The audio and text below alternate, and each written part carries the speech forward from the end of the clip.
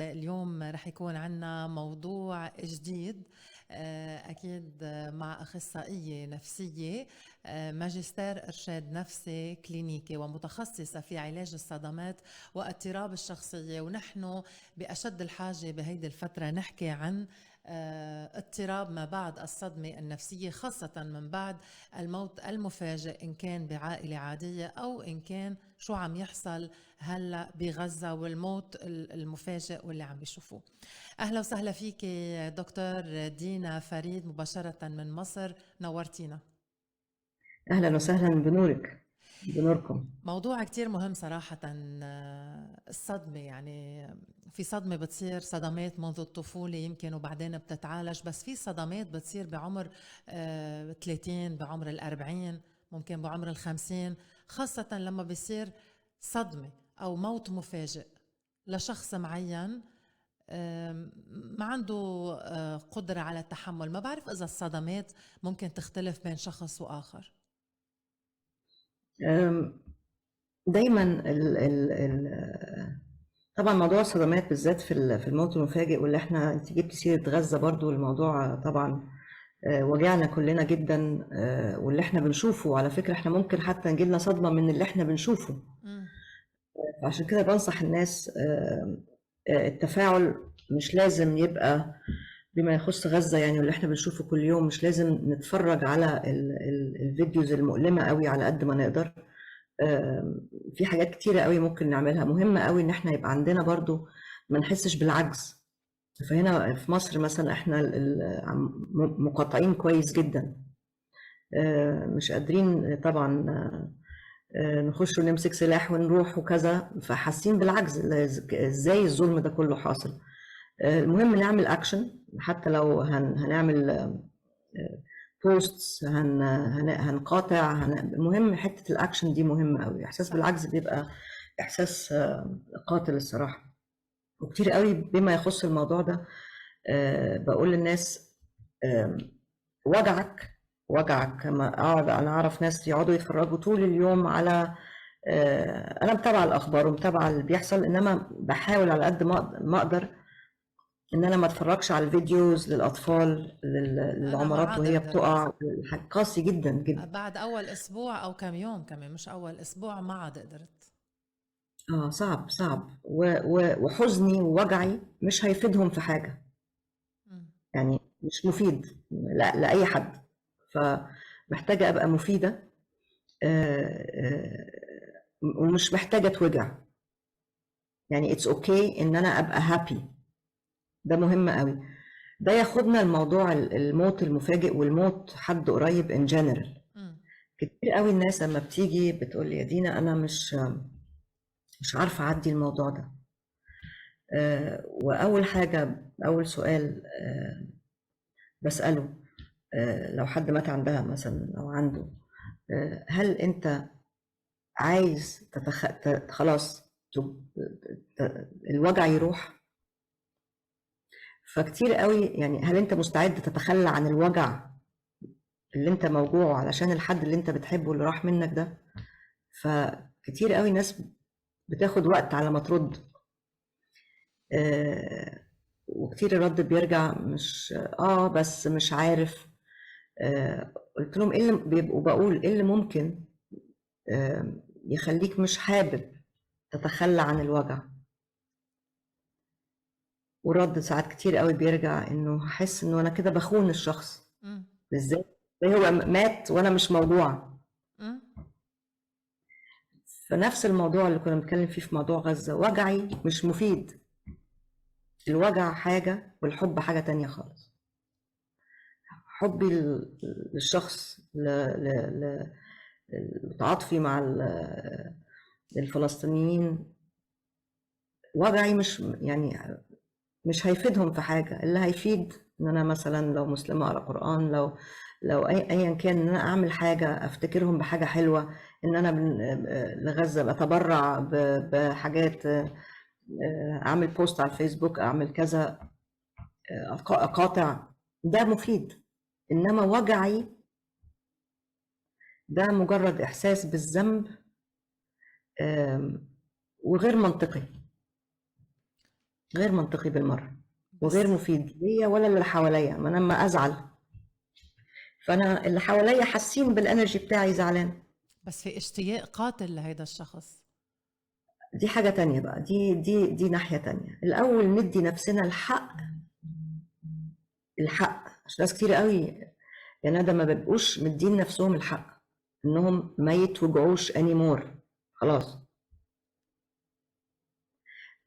فالأول ندي نفسنا الحق ان احنا نتخلى عن الوجع. والتخلي عن الوجع مش معناه ان انا نسيت الشخص. بس في تعلق بهيدا الشخص ممكن يكون يوصل لتعلق مرضي يعني، وكيف بتقدري تفكيه إذا هو اوريدي مش موجود بقى؟ نخش بقى في طرق العلاج الصدمات. مم. يعني الموت حاجة والموت المفاجئ حاجة تانية خالص. الموت أما بيبقى فيه مقدمات وكده بيبقى مش صادم على قد ما إنه فجأة حد معايا وفجأة حد مش موجود. فهنا غير التعلق وغير الحزن، في صدمة، في ازاي الارض اتهزت من تحتيا. كان ازاي؟ عشان كده الايرثكويك، الهزات الارضيه بتبقى تروماتيك قوي. دي ارض مش المفروض تتحرك. فالخضه دي، او مثلا الخيانه الزوجيه لما حد بيبقى واثق في حد قوي، دي بتبقى صدمه. ويعني ايه ما اقول صدمه؟ يعني هي مش بتمر بالحاجات العاديه بتاعه الحزن. مم. يعني حد زعلني مثلا فانا زعلت شويه فخلاص، بس دنيتي جوايا ما اتغيرتش. الصدمه بتغير كميه المخ. الصدمه نفسها بتغير كميه المخ، بتغير ال في حاجه اسمها الاوتونوميك نيرفس سيستم، اللي هو اكني داخل عليا اسد. فانا قلبي بيدق اسرع، يعني عضلاتي بيضخوا فيها الاكسجين، بيبقى عندي انرجي اكتر، ببقى اقوى. فاما بيمشي الاسد المفروض انا كميتي ترجع طبيعيه، ارجع للحته الريلاكس وخلاص. فاما بيحصل صدمه لا، انا بفضل في حته تانية. فنلاقي من اعراض الصدمات ان انا ابتدي اسمع الحاجات اعلى، مش مستحمله اصوات. يعني الاصوات، النور بيضايقني اكتر، الدوشه بتضايقني اكتر. ساعات بحس انه بتحبي انا الوحدة؟ سوري. بتصيري بتحبي الوحدة؟ ممكن ممكن اخش في اكتئاب. مش عايزه بقى اتعامل بقى، مش عايزه اتعامل. تو ماتش، كل حاجه بقت تو ماتش. التعامل مع البشر تو ماتش، الاصوات تو ماتش، النور تو ماتش. الناس تبتدي لو حصل صوت جامد جنبها تتخض قوي. ده اسمه الستارتل ريسبونس. صحيح. الكيمياء نفسها اتغيرت. الحمد لله، الحمد لله انه من السبعينات ابتدى انواع جديده من العلاج للصدمات بتعمل فرق almost زي السحر في موضوع الصدمات. يعني لو عندي مثلا اللي هو حاجه زي علاج اسمه EMDR Eye Movement Desensitization and Reprocessing. اوكي. الحاجات هي مش علاج كلامي قوي، هو ليه علاقه بالبودي وكذا وبعض الكلام. هو علاج شكله مختلف يعني عن اللي احنا متعودين عليه قبل كده. ومن ساعه السبعينات لحد دلوقتي عمال القصه بتاعت علاج الصدمات تتطور، وبتتطور الى درجه انه مثلا ممكن يجي لي صدمه كبيره جدا جدا ولحد كميته باظت جدا، هو داخل في حته مش واعي وكذا، جاله كومبليت نيرفس بريك داون، يعني ساب الواقع لهذه الدرجه. وده ممكن ياخد فتره علاج قليله جدا. لو صدمه كبيره مثلا، حد اغتصاب او حادثه او كذا، لو هي مره واحده ده بقى بياخد 1 or 2 sessions. طيب وإذا ما تعالج؟ 1 or 2 sessions يا ندى، انت متخيله؟ ده unheard of. يعني دي حاجه اذا ما تعالج بيفضل تعبان، وبعدين ممكن يخش في اكتئاب. مش هيبقى مبسوط، مش هيبقى دايما حاسس، ممكن تفضل الأعراض عنده. يعني في ناس بتقول لي أنا حاسس إن أنا مش موجود. دي جزء من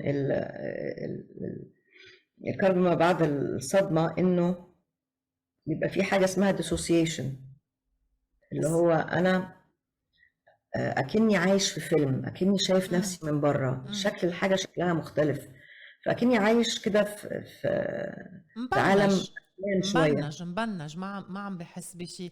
في شغلة بتصير كمان، يا بحس حاله الإنسان مبنج وما عم بحس بشي، وبصير يخترع الفرح ويخترع السعادة وهيك. ومن ميلة تانية يعني بتمرق مثلا مناسبات اجتماعية، بيكون مثلا عم يرقص فجأة بيتذكر شو صار، بحس بالذنب. يعني أكيد ما تخطى يمكن. ليش بيقدر خالص. الواحد يتخطى الصدمة يعني؟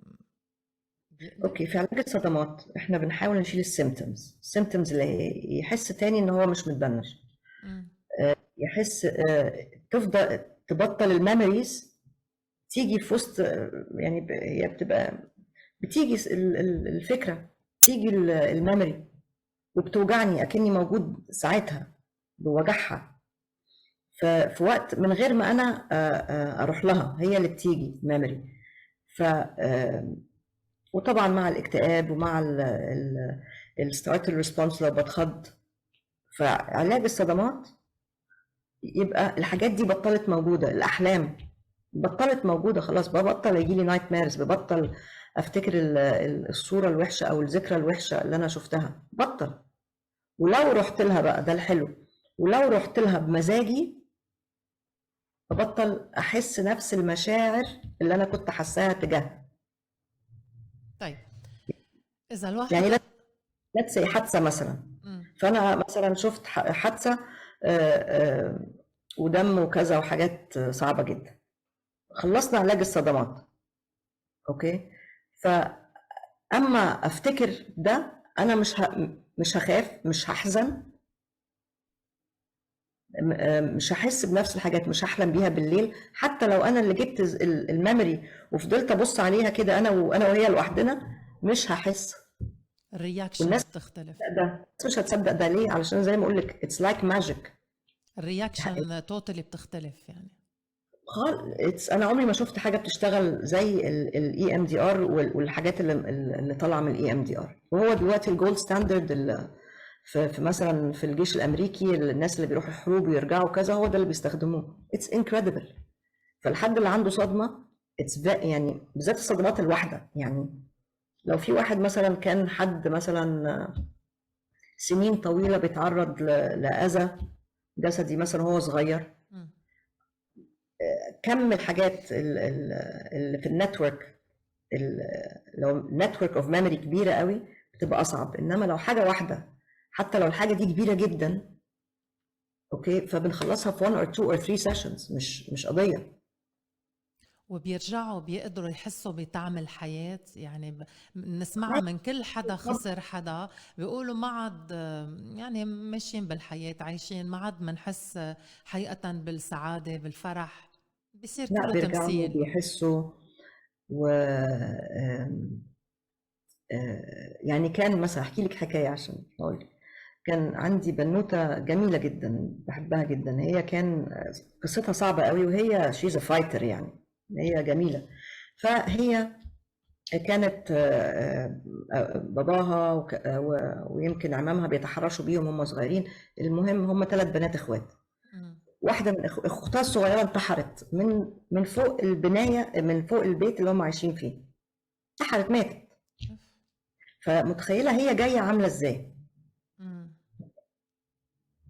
اما خلصنا علاج الصدمات، اوكي، بقت تفتكر اختها، تبتسم، بطل يبقى عندها احساس بالذنب. هي كان شايله ذنب كتير قوي، انا ازاي ما حسيتش بيها، ازاي ما انقذتهاش، ازاي ما فهمتش انها ممكن تعمل، ازاي ما حمتهاش، مع انها التانية كانت صغيره برضه، تمام. انما كانت اما بتفتكرها ب... كانت وحشه، فاهمه؟ دلوقتي ما بتفتكرها بتبتسم. ف طب هيدا من وراء العلاج أو من وراء الإيمان؟ آه، آه، بصراحة عايزة الحق. هي مش مؤمنة أصلا، هي atheist البنت اه. دي. فمش عايزين نغير المفاهيم يعني، بس امم. هي الصدفة البحتة خلتها ان هي من الايمان مهم جدا في العموم بالموت، يعني. خاصة اما بالموت، يعني بحس اللي عنده إيمان كبير بيقدر يتخطى، بيقدر طبعا، يمرق، بتبقى أهين عليه. انما حتى مع الناس اللي معهمش ايمان، دلوقتي علاج الصدمات في المرحلة دي يعني قبل يعني، وهو جديد، هم اكتشفوها في السبعينات الطريقة دي، انما ابتدت دلوقتي يعني. مصر بقى لها سنتين ثلاثة عندنا EMDR. بره بقى لهم مثلا 5 6 سنين الدنيا ابتدت تبقى مين ستريم. قبل كده يا حرام كنا بنقعد بقى بالسنة نعالج صدمة زي دي، بالسنة. امم.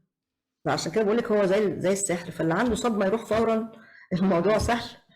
وحتة الموت طبعا مش هنشيل الوجع بتاع يعني الاشتياق، فما هيفضل طبعا طول العمر، بس هعرف ابقى سعيدة. ممكن محتاجة علاج صدمات شوية وبعدين علاج شوية بعدين، انما الخضة هتروح. الخضة هتروح، احساس الذنب هيروح. إذا ما تعالج الشخص، أي اضطراب شائع بيصير من بعدها، أي نوع من الاضطرابات بيصير من بعدها إذا كانت هالصدمة بعمر يعني بعمر 30 و40؟ بصي، هو اي حاجة مش بتتعالج بتطلع، بس عامة بيبقى اكتئاب. يعني الاكتر اكتئاب. حاجة بنشوفها اكتئاب، مفيش رغبة في الحياة، مش عارفة اتبسط، ديستيميا كده، ولا انا مكتئب قوي ولا انا ما بعرفش اتبسط، ما بعرفش ازعل. يعني إذا حدا آه، عنده اوريدي اضطراب شخصية معين، تنقول شخصية الحدية، ممكن يكبر أكتر من بعد هيدي الصدمة أو يبين أكتر؟ اكيد. مهم. اكيد. ما خلاص، ما انا انا بالذات الشخصيه الحديه، خوفهم الكبير ان هي تتساب، فهي اتسابت فعلا. فكل حاجه اتاكدت لها، مم. اتسابت يعني. هو مش بمزاجه، بس هو مشي مثلا، فاهمه؟ مم. فطبعا السيمتومز كلها بتزيد، والدبريشن بيزيد، والشخصيه الحديه مشاعرها عاليه، فالانكزايتي هيزيد، والاكتئاب هيزيد، والوجع هيزيد. فبالتالي طرق التأقلم اللي هي شكلها مثلا إدمان، أو شكلها عصبية، أو شكلها كذا، كله هيزيد مع ده. وأذية النفس ومثلا رغبة في الموت أو الانتحار طبعا. بس حلو ف الإجابة اللي ذكرتيه، إنه أهين الشيء الواحد يتعالج من صدمة، وهيدا يعني شيء كتير مهم نقوله اه لحالنا ولكل اللي عم يسمعونا. شيء كتير مهم اليوم قلتي. يعني يروحوا يدوروا على حد بيعمل EMDR. لو هتتعالجوا من صدمة لازم تروحوا عند حد بيشتغل EMDR. دي آخر حاجة. بتوفر وقت حتى لو أغلى شوية، هيدي بتوفر وقت. بتنعمل شيء أونلاين ولا لا لازم تكون بالعيادة؟ ممكن أونلاين. أوكي. ممكن أونلاين. يعني ومش مؤلمة زي ما انتم متخيلين برضو، انه حتى تطور EMDR بقينا بنعمله بطرق، في سيشنز من اولها لاخرها احنا ما عيطناش اصلا يعني. الكلاينت ما عيطتش اصلا في السيشن. واللي نحن بنعيط من دون شيء، يعني ما بدنا EMDR. الوقت فتخيلي علاج صدمات. ممكن، مش بقول يعني اتس نوت بروميس، بس في ممكن على حسب التكنيك، انه ممكن علاج صدمات لصدمة قوية جدا تتعمل بطريقة لو مناسبة للشخص ده، انه it's not what you expect، حتى ان انا هتوجع قوي خلال الجلسة مثلا. فاللي عنده صدمة يروح على طول. واستراليا مليانة، وكل اوروبا دلوقتي مليانة، ومصر موجود فيها، واي ثينك لبنان كمان. صحيح. دوروا على EMDR. صحيح صحيح. يعني آخر سؤال بدي أسألك إياه بالنسبة لهيدا الموضوع. هلأ في كتار بيسألوا إنه بنفس العائلة بتتعرض لموت مفاجئ لحدا، بتلاقي الصدمة بتأثر على شخص أكتر من شخص بنفس العائلة. هل هالشي بيرجع لقوة شخصية معينة وهشاشة شخصية معينة، أو لشو بترجع؟ انا مش بشوف انه كم المشاعر ليها علاقة بالقوة او الضعف. انه اعرف ناس مشاعرهم عالية قوي وبيحزنوا جدا اكتر من ناس تانية، بس فايترز. مم. يعني البنت شيز فايتر، فايتر يعني قوية، يعني شخصيتها قوية. بس مشاعرها عالية، آه. مشاعرها عالية وحساسة وكذا، بس ما يعني بس she goes on، شو اسمهم بتكمل. هيدول الفايترز المتعاطفين جدا، شو اسمهم بالضبط هيدول؟ لازم نعمل آه حلقة. لا، لازم نطلع لهم اسم، يعني الفايترز العاطفيين دول لازم نطلع لهم اسم. انه هيدول تركيبة عجيبة يعني. انه هم لهمش اسم الصراحة، بس هم فهنرجع تاني انه حد كلها بترجع للكيمياء برضو، المخ.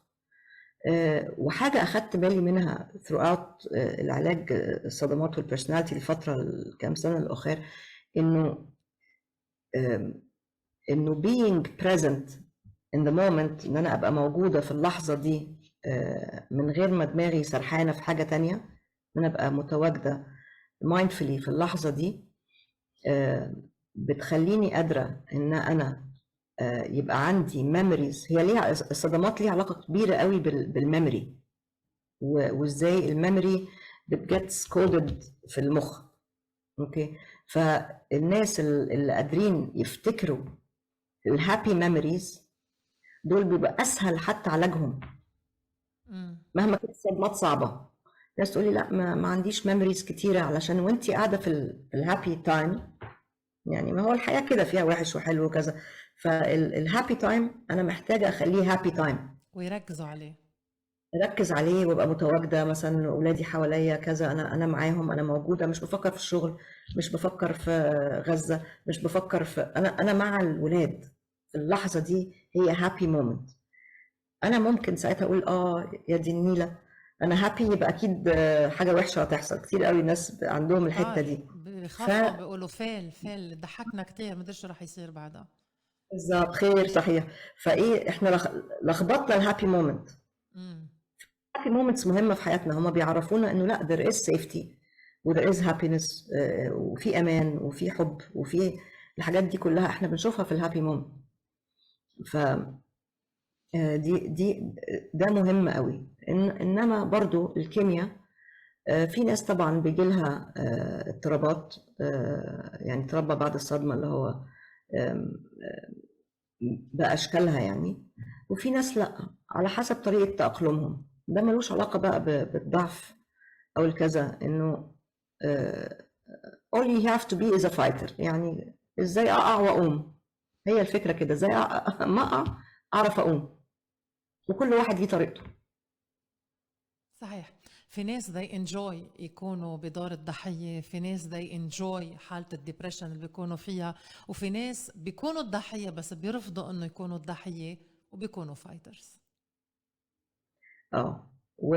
وفي ناس بقى بالظبط كده على دور الضحية ده، والشخصية الحدية. في ناس كتيرة مثلا من الشخصية الحدية بيخشوا في دور الفيكتيم قوي، يعني الضحية، بس مش واخدين بالهم، they don't know.